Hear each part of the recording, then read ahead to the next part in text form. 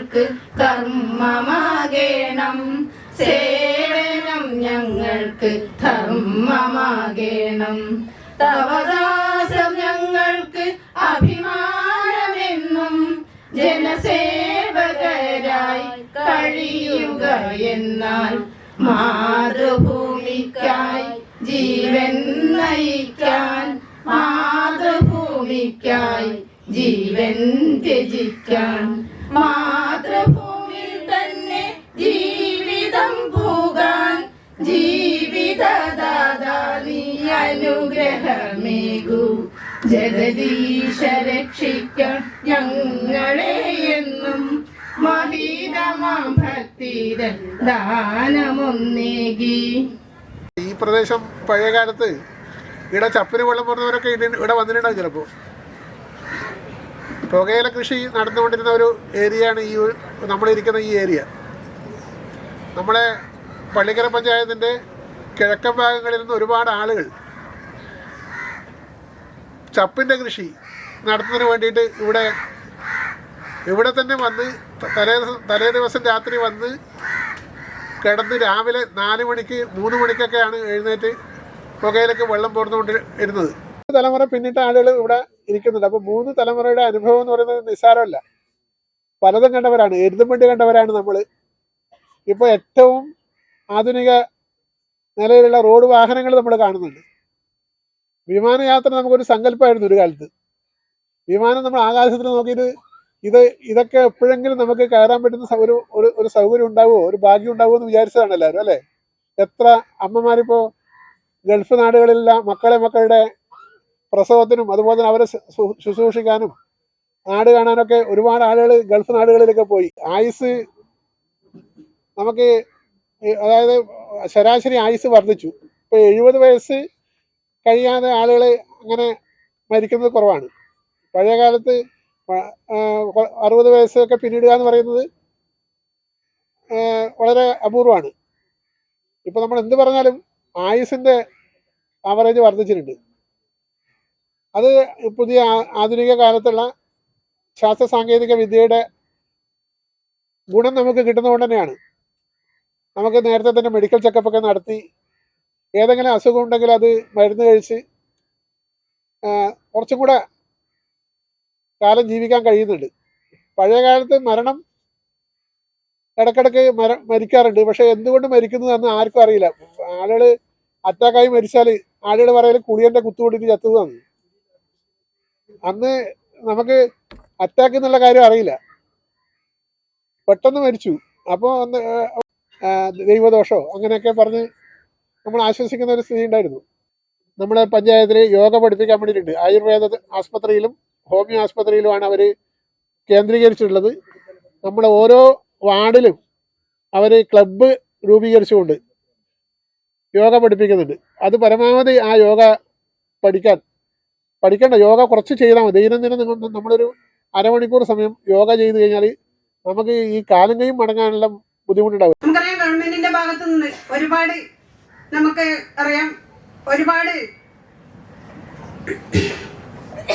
കാര്യങ്ങൾ, നിയമങ്ങളും അതൊക്കെ നമുക്ക് ഇന്ന് നിലവിലുണ്ട്. അതുപോലെ തന്നെ പദ്ധതികളും, വയോജനങ്ങൾക്കായുള്ള ഒരുപാട് പദ്ധതികളൊക്കെ ഇന്ന് നിലവിലുണ്ട്. നമുക്കറിയാം, പള്ളിക്കര അതിന്റെ ഭാഗമായിട്ടാണ് നമ്മുടെ പഞ്ചായത്തും പദ്ധതി വെച്ചുകൊണ്ട് നമ്മൾ ഇതുപോലെയുള്ള സംഗമങ്ങളും അതുപോലെ തന്നെ ജെറിയാട്രിക് അതുപോലെയുള്ള കാര്യങ്ങൾ നമ്മൾ നടത്തി വരുന്നത്. നമുക്കറിയാം, വയോജനങ്ങൾക്ക് കട്ടിൽ, അങ്ങനെയുള്ള ഒരുപാട് പദ്ധതികൾ നമ്മൾ നിലവിൽ നടപ്പിലാക്കിക്കൊണ്ടിരിക്കുന്നത്. നമുക്കറിയാം 2030 ആകുമ്പോഴത്തേക്കും നമ്മളെ കേരളത്തിലെ ജനസംഖ്യയുടെ 25% വയോജനങ്ങളായി തീരുന്ന ഒരു കാലം കൂടിയാണ് ഇപ്പോൾ. അതുപോലെ തന്നെ നമുക്കറിയാം, പള്ളിക്കര പഞ്ചായത്തിനകത്ത് 2719 പേരാണ് വയോജന പെൻഷൻ വാങ്ങിക്കുന്നത്. അതോടൊപ്പം തന്നെ 466 കർഷക തൊഴിലാളി പെൻഷൻ കൂടി വാങ്ങിക്കുന്നുണ്ട്. ഇതെല്ലാം വെച്ചുകൊണ്ട് ആയുഷ്ദൈർഘ്യം കൂടുകയും നമ്മൾ കുറെ കാലം ജീവിക്കാൻ കഴിയത്തക്ക നിലയിൽ നമ്മുടെ ശരീരവും മനസ്സും ക്രമീകരിക്കും. പ്രധാനപ്പെട്ട കാരണം ഇന്ന് കേരളത്തിന്റെ പൊതുവെ എടുക്കുമ്പോൾ വീടുകളിൽ വയോജനങ്ങൾ മാത്രമായ വീടുകളാണ് ഭൂരിപക്ഷം വരുന്നത്.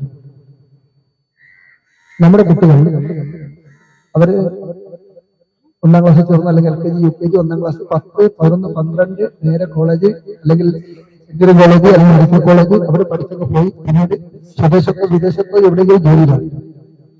അവിടെ കൂടെ അവർ കല്യാണം കഴിക്കുന്ന പെൺകുട്ടികളും അതേ കഴിയും. ആ രണ്ടുപേരും അവരുടെ സൗകര്യാർത്ഥം നമ്മളെ വിട്ട് മാറി താമസിക്കുന്ന സ്ഥിതി അതും എത്രയും കൂടുതൽ കേരളത്തിലാണ്. പഴയ കൂട്ടുകുടുംബ സമ്പ്രദായം വന്നത് ഇന്ന് കേരളത്തിൽ എവിടെയും ഒരു കാലത്ത് നമ്മളത് വലിയ കുടുംബങ്ങളാണ്.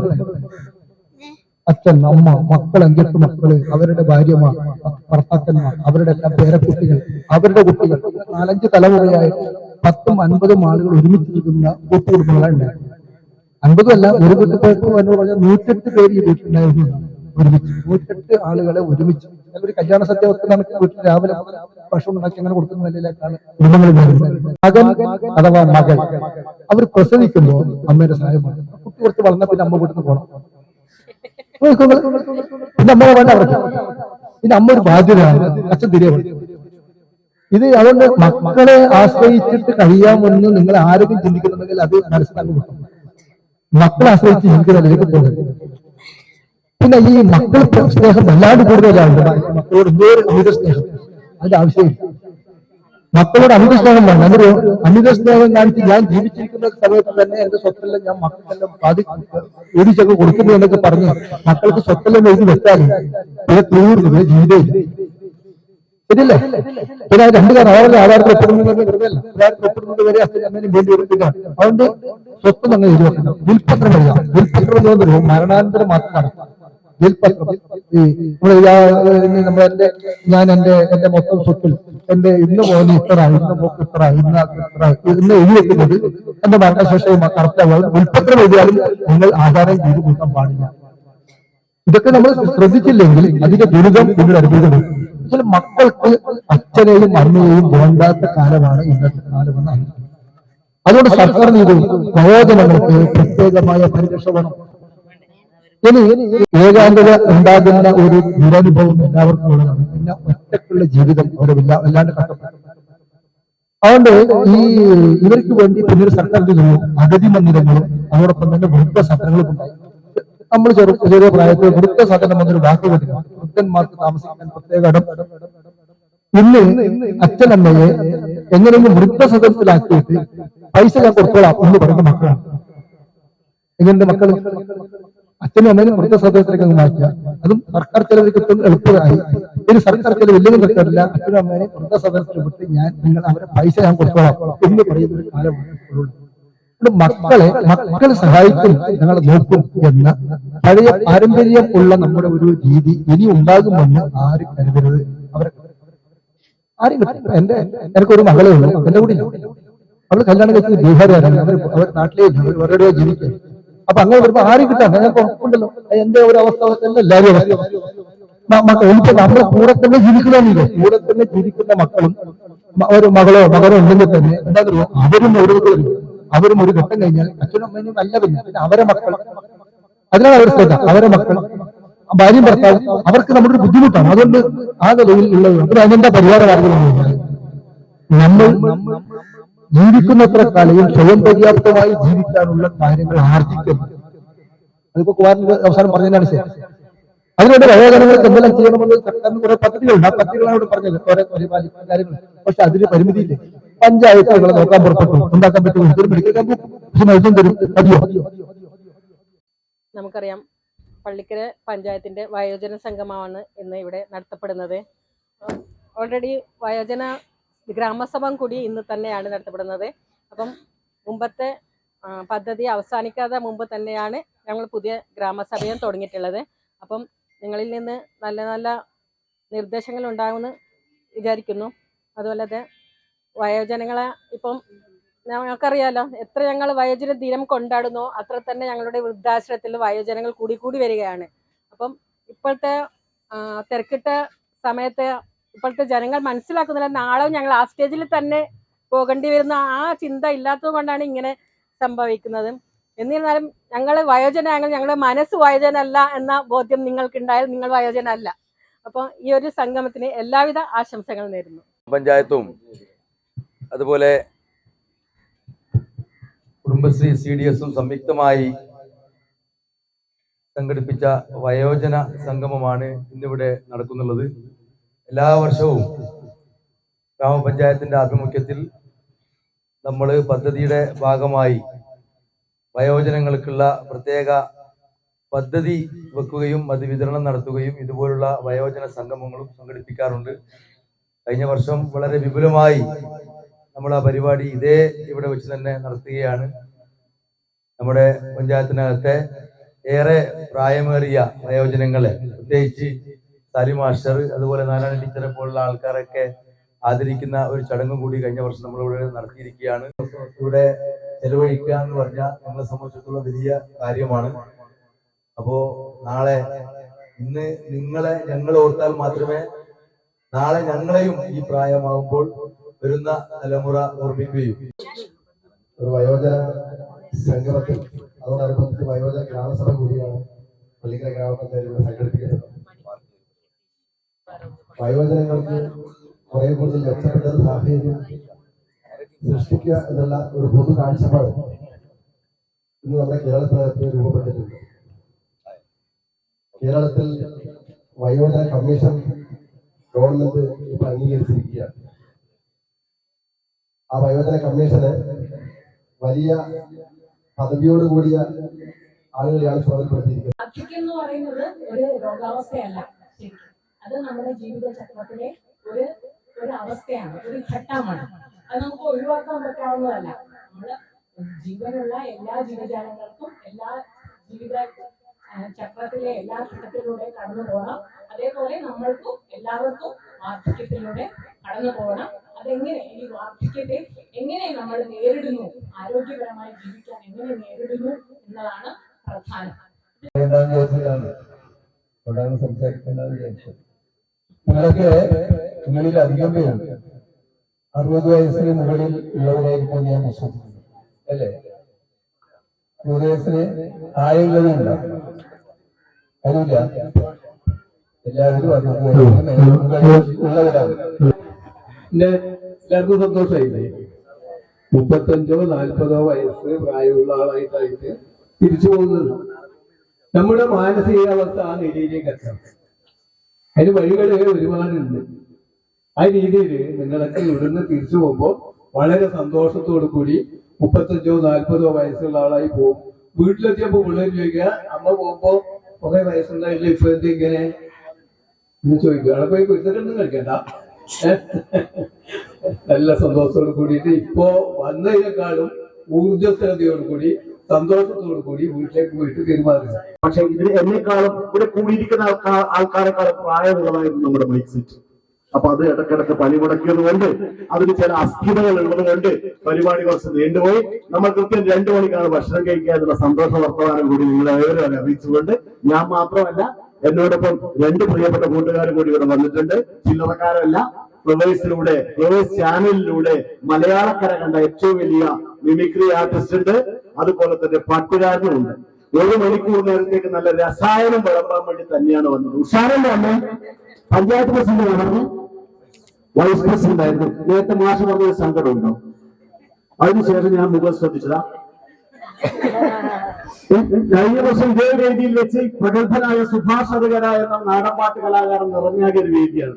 കുമാരേട്ടനെ അഭിമാനിക്കാം. കാരണം ഈ പഞ്ചായത്ത് കാസർഗോഡ് ജില്ലയിൽ അഭിമാനിക്കുന്ന 3 നേട്ടങ്ങളുണ്ട്. എന്റെ പ്രിയപ്പെട്ട മെമ്പറുമായി അടുത്തിരിക്കുമ്പോൾ അഭിമാനത്തോടെ പറഞ്ഞ 3 കാര്യങ്ങളുണ്ട്. കാസർഗോഡിന്റെ നെല്ലറയാണ് പള്ളിക്കര പഞ്ചായത്ത്. ലോകഭൂപടത്തിൽ ഇടം കണ്ട ബേക്കൽ കോട്ട ഉൾപ്പെടുന്നതും പള്ളിക്കര പഞ്ചായത്തിലാണ്. PSC പരീക്ഷകളിൽ ഇന്നലെ വരെ ചോദിച്ച ചോദ്യങ്ങളിൽ ഒന്നായിരുന്നു കേരളത്തിൽ ഏറ്റവും കൂടുതൽ പുകയില ഉത്പാദിപ്പിക്കപ്പെടുന്ന ജില്ല ഏത് എന്നുള്ളത്. ഈ 3ഉം ഇവിടെയുണ്ട്. അത് മാത്രമല്ല, മലയാള സാഹിത്യ രംഗത്തെ കുലപതികളായ പല ആൾക്കാരും കയ്യെത്തും ദൂരത്ത് തന്നെയാണ് താമസിക്കുന്നത്. അവരുടെ ജന്മഗേഹം അടുത്ത് തന്നെയാണ്. അപ്പൊ എല്ലാം കൊണ്ടും പ്രകൃതി രമണീയതയും കൊണ്ടും പൈതൃകം കൊണ്ടും പുണ്യഭൂമിയിൽ നിന്നുകൊണ്ട് നിങ്ങളോട് സംസാരിക്കുമ്പോൾ വളരെയധികം സന്തോഷവും ഊർജ്ജവും എനിക്കുണ്ട്. ഞാൻ നേരത്തെ പറഞ്ഞു, കടലോളം നന്മ ചെയ്ത സുഹൃത്തം എന്നാണ് ഈ പരിപാടിയുടെ പേര്. കടലോളം നന്മ ചെയ്തവരാണ് എന്നോടൊപ്പം ഉള്ളത്. ഇത്ര നേരം ക്ഷമപൂർവ്വം ഇരുന്നത് കേൾക്കാൻ കാണിച്ച വലിയൊരു മനസ്സ്. പിന്നെ മറ്റൊരു സന്തോഷം, ഞാൻ ഇതേപോലെ ഒരു വീട്ടിൽ നിന്ന് വരുന്നത് തന്നെയാണ്.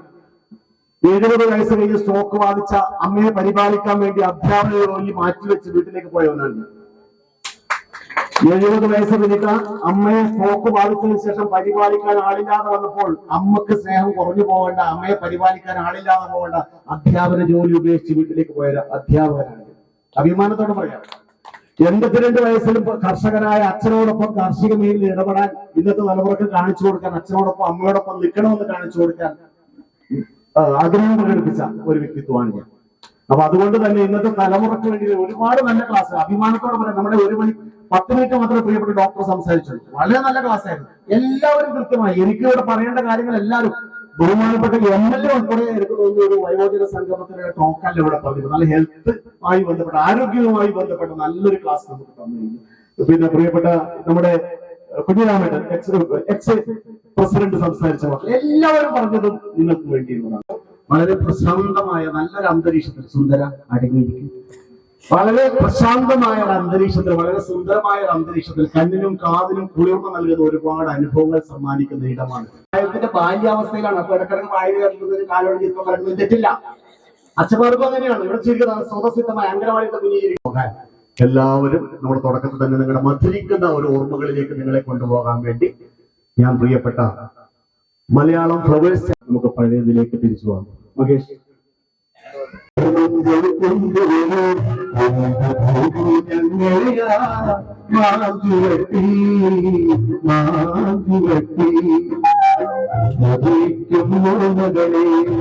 മഴമഞ്ചൽ കൊണ്ടുവരും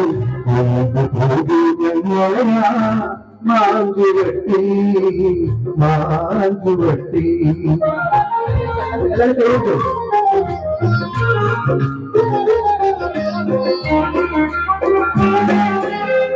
ഇടമെങ്കിൽ താളമോടെ നെടുവീട്ടിൻ മൂടലോടെ ഇടമെങ്കിൽ താളമോടെ നെടുവീട്ടിൻ മൂടലോടെ മലമഞ്ചൽ തോന്നിപ്പോയില്ലേ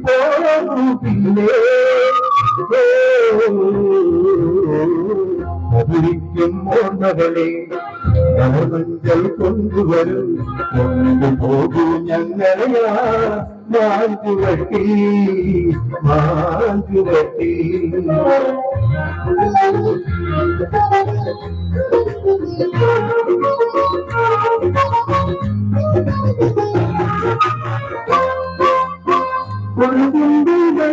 കൊണ്ട് വീരും വയ്ക്കാം, ഒരു കൊണ്ട് തീരുകൊണ്ട് വീരും ഒരു നല്ല മാങ്ങിനിയായി മണ്ണിലേക്കാം. ഒരു കാറ്റിൽ പനിയില്ല, ഒരു കാറ്റിൽ പനിയില്ല, കാറ്റു പാടാം. മധുരിക്കുമ്പോൾ മകളെ മലമഞ്ചൽ കൊണ്ടുവരും കൊണ്ടുപോകും ഞങ്ങളെയാ മാഞ്ചുവട്ടി മാഞ്ചുവട്ടി.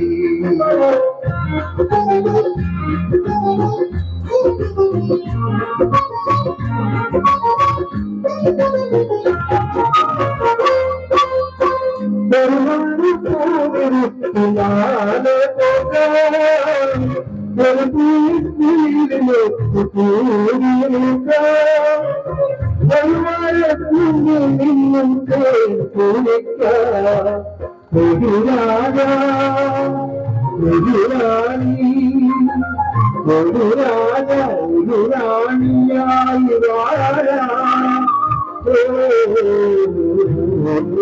മധുരിക്കുമ്പോൾ മകളെ മലമഞ്ചൽ കൊണ്ടുവരും കൊണ്ടുപോകൂ ഞങ്ങളെയാ മാഞ്ചുവട്ടി മാഞ്ചുവട്ടി. മധുരിക്കുമ്പോൾ മകളെ മലമഞ്ചൽ കൊണ്ടുവരും കൊണ്ടുപോകൂ ഞങ്ങളെയാ മാഞ്ചുവട്ടി മാഞ്ചുവട്ടി.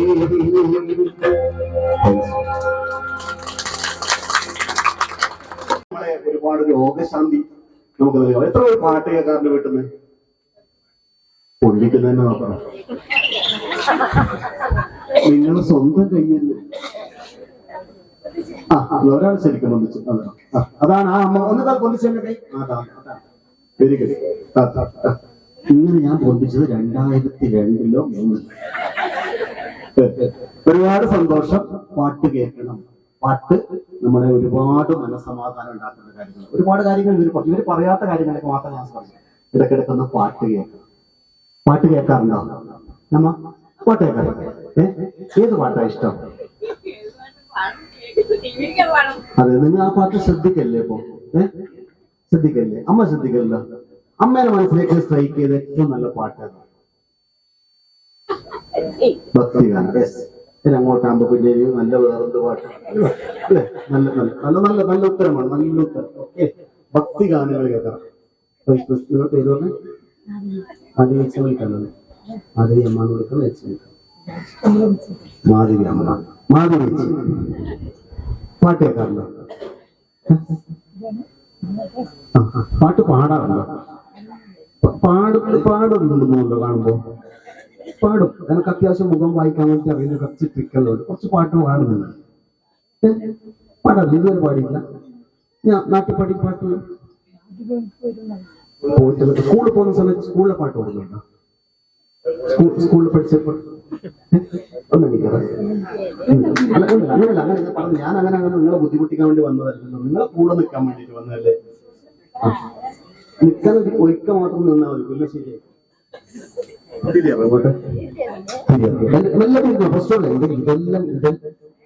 ഒന്നുമില്ല. സീരിയലിനെ കുറിച്ചിട്ട്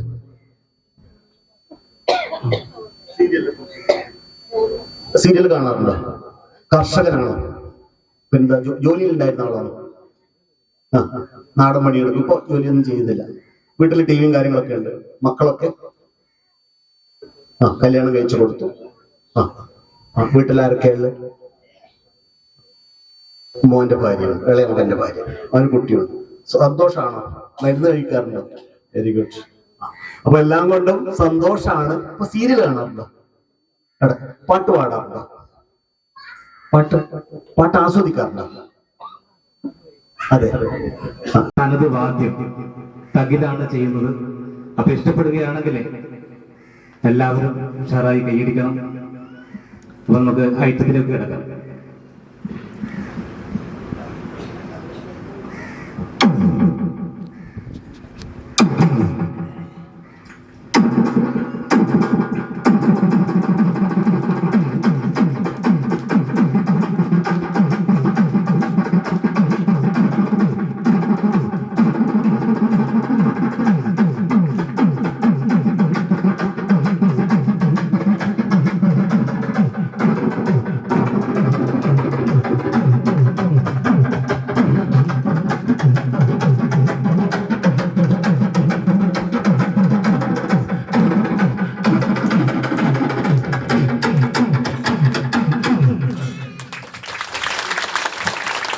ഇഷ്ടപ്പെടില്ല? അത്യാവശ്യം ചെറിയ രീതിയിൽ ചാനലിലൊക്കെ കണ്ടിട്ടുണ്ടാവും ചിലപ്പോൾ. ഫ്ലവേഴ്സിൽ, Asianet comedy express, comedy star season 2, Amrita TV comedy masters, ഇങ്ങനെ കുറച്ച്. എൻ്റെ കൂടെ എൻ്റെ ടീമുണ്ട്. ടീമില് മുന്നിൽ നിന്ന് പ്രവർത്തിക്കുന്നത് നമ്മുടെ സഹോദര തുല്യമായ നമ്മുടെ മാഷാണ്, സുഭാഷ് മനശ്രീ. മാഷ് ചെറിയ കാര്യമൊന്നുമല്ല ഇപ്പൊ പറഞ്ഞത്. മാഷ് ഒരുപാട് സിനിമകളിലുണ്ട്. സ്വന്തമായി ഒരു സിനിമ ചെയ്തിട്ടുണ്ട്, ഷോർട്ട് ഫിലിം ചെയ്തിട്ടുണ്ട്. അപ്പോ മാഷിന് കിട്ടുന്ന വേദിയിൽ അവസരങ്ങൾ ഉണ്ടെങ്കിൽ എന്നെയും മഹേഷേട്ടനെയും വിളിക്കാറുണ്ട്. അപ്പോ മാഷ് ഒരു വലിയൊരു സംവിധായകൻ കൂടിയാണ്, ഒരു എഴുത്തുകാരൻ കൂടിയാണ്. അതുപോലെ ശ്രീകണ്ഠൻ നായർ സാറിനെ അറിയില്ലേ? അപ്പൊ അദ്ദേഹത്തിന്റെ ശബ്ദം ശ്രീകണ്ഠൻ നായർ സാർ ആരാ? ഇവിടെ വന്നിട്ടുണ്ടോ? ഇല്ലല്ലേ? ആരാ ശ്രീകണ്ഠൻ നായർ സാർ? അറിയോ? ഫ്ലവേഴ്സിന്റെ അച്ഛന്മാര് പറയാം, അവർക്കറിയാം. അമ്മമാരോട് കുറച്ച് കാര്യങ്ങൾ നമുക്ക് പറയാം. പിന്നെ അദ്ദേഹത്തിന്റെ ശബ്ദം ചെയ്യുകയാണ്. അദ്ദേഹത്തിന് ഒരു ശൈലിയുണ്ട്. പണ്ട് കാലങ്ങളിൽ ഈ കേരളത്തിൽ ഈ മിമിക്രിക്കാരും മിമിക്രി ഗ്രൂപ്പും സജീവമായിരുന്നു. ഇന്ന് മിമിക്രിക്കാരെ കാണണമെങ്കിലും ഏതെങ്കിലും ഒരു റിയാലിറ്റി എടുത്തു നോക്കിയാൽ മിമിക്രിക്കാരുടെ താരനിര അങ്ങ് നീണ്ടു കിടക്കുകയാണ്. ഈ ഷോ ഇവിടെ അവസാനിക്കുന്നില്ല. ഇതേ ദിവസം വീണ്ടും കാണാം. Good bye. ഒരാള് ഇങ്ങോട്ട് വരുമോ? അറിയാം, ഇവരെന്താണെന്നറിയാം. നമുക്ക് പരിചയപ്പെടാം അല്ലെ? എല്ലാവർക്കും വേണ്ടി ഒന്ന് പരിചയപ്പെടും. പേരും സ്ഥലവും എന്ന് പറഞ്ഞു. അസൈനാർ പൂച്ചക്കാട്. കേട്ടില്ലേ? കേൾക്കാത്തവരുണ്ടാ? ഒന്നും കൂടി പറയണം. വേണം ഒന്നും കൂടി. അമ്മ പേര് പറയും. ദേവകി. സ്ഥലം ആലക്കോട്ടോ? ആലക്കോട് അല്ലേ? കേട്ടില്ല? ഒന്ന് ശരിയായിട്ട് ഒന്നും കൂടി.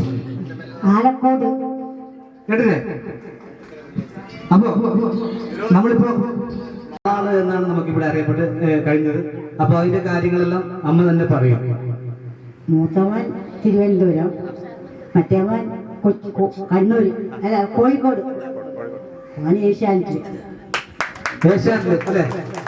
തിരുവനന്തപുരത്ത് വളയറിഞ്ഞപ്പം വളക്കിലുക്കിയ സുന്ദരി പെണ്ണ് കേൾക്കണം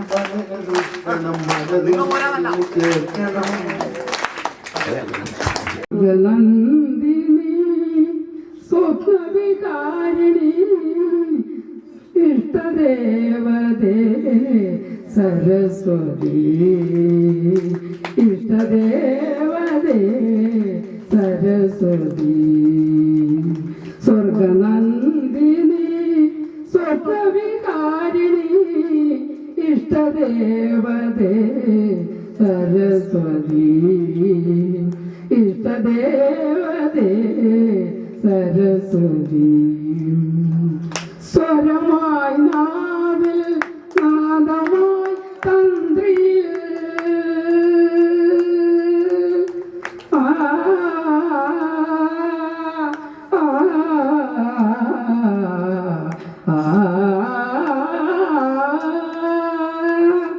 സ്വരമായി നാവിൽ നാദമായി തന്ത്രിയിൽ പദമായി തൂവലിൽ വാണരുളുക നീ പദമായി തൂവലിൽ വാണരുളുക നീ വാണി മണി പരദായിനി.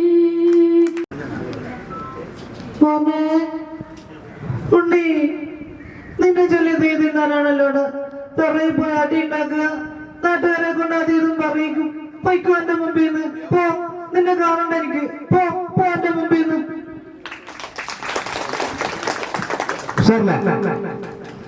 ഇനി മിമിക്രി ഒക്കെ ചെയ്യുമ്പോൾ എല്ലാവരും ആദ്യം ചെയ്യുന്നത് കനത്ത ശബ്ദത്തിന്റെ ഉടമ ശ്രീ ജനാർദ്ദനെയാണ്. സാറിനൊന്നും നമുക്ക് അനുകരിക്കാം. കുട്ടിയാണോ പെണ്ണോ എന്നറിയാ, എന്തിനാണോ സ്കാൻ ചെയ്തത്? ആ സത്യമൊക്കെ തോന്നിയ പോലെ.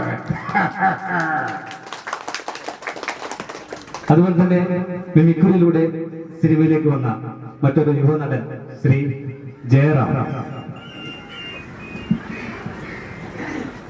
ഹലോ, നമസ്കാരം. എല്ലാവരും ഉണ്ടല്ലോ അല്ലേ? തുളസി, മീനാക്ഷി, രുക്മണി, ദേവൂട്ടി, നീയും ഞാനൊക്കെ ഒരേ കോളേജിൽ പഠിച്ച് അന്നില്ലാത്തൊന്നും ഇപ്പോഴും ഇല്ല. അല്ലേലും പ്രേമിക്കാൻ പറ്റിയൊരു ചടങ്ങ് കയറി കൂടിയകത്ത്.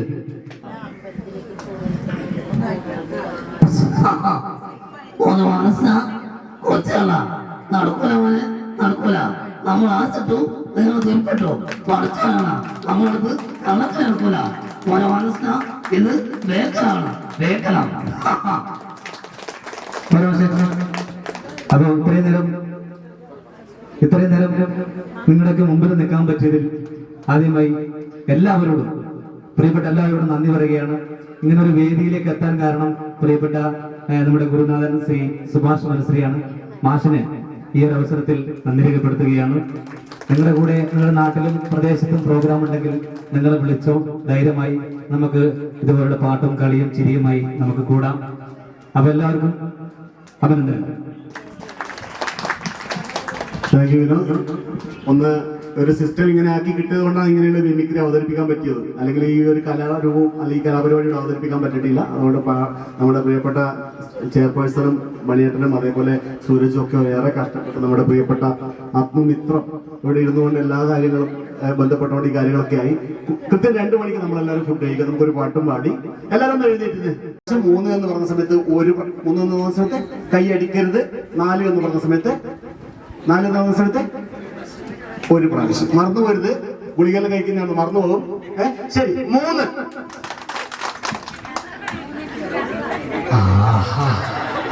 പപ്പടം വേണ്ട കേട്ടോ, ഓൾറെഡി പൊട്ടിച്ചു കഴിഞ്ഞു. 1 എന്ന് പറഞ്ഞ സമയത്ത് 2 പ്രാവശ്യം, 2 എന്ന് പറഞ്ഞ സമയത്ത് 3 പ്രാവശ്യം, 3 എന്ന് പറഞ്ഞ സമയത്ത് അടിക്കരുത്, 4 എന്ന് പറയുമ്പോൾ 1 പ്രാവശ്യം. സാറില്ല, ഒരിക്കലും എല്ലാവർക്കും തെറ്റും, തെറ്റാത്ത ആരില്ലേ അല്ലേ? അല്ലേ? പക്ഷെ എഴുതി തെറ്റിക്കൂടാ. ശരി, റെഡി? എല്ലാവരും ശ്രദ്ധിക്കണേ, കൃത്യമായി നോക്കണേ, തെറ്റിക്കരുത്. 3. Very very very good. ഹോളികയും കൂടി വേണേ പ്രിയപ്പെട്ട സുരാജ്, സ്റ്റാൻഡിംഗ് കമ്മിറ്റി ചെയർമാനെ, ഹോളിക കൂടി കൊടുക്കണം. അപ്പോ മറ്റൊരു ഹോംവർക്ക് കൂടി തരാം. കൈ ഉയർത്തി പിടിക്കുക എല്ലാവരും. നമ്മളെല്ലാം കുട്ടികളാണെന്ന് വിചാരിക്കുന്നത്. നേരത്തെ പറഞ്ഞല്ലോ നമ്മൾ ബാലാവസ്ഥ. വായിലിടാനല്ല പറഞ്ഞത്. കൈ ഉയർത്തി പിടിക്കുക, 2 കൈ ഉയർത്തി പിടിക്കുക. ഒരു കൈ, ആരാ ഒരു കൈ? ഓഹോ, ഓക്കെ. ഓ പാവം, അവിടുന്ന് ആ നമ്മള് വാർഡ്. ഇതാണ് 3 സ്റ്റെപ്പ്. പത്മനാഭൻ പറയണം, പപ്പനല്ല. വീട്ടിനടുക്കില്ല പത്മനാഭനെ പോലും ഞാൻ പപ്പാന്നാണ് വിളിക്കുന്നത്. അവരുടെ വീട്ടിൽ പത്മനാഭൻ വിളിക്കൂല. പത്മനാഭൻ പപ്പടം പൊട്ടിച്ചു. എല്ലാവരും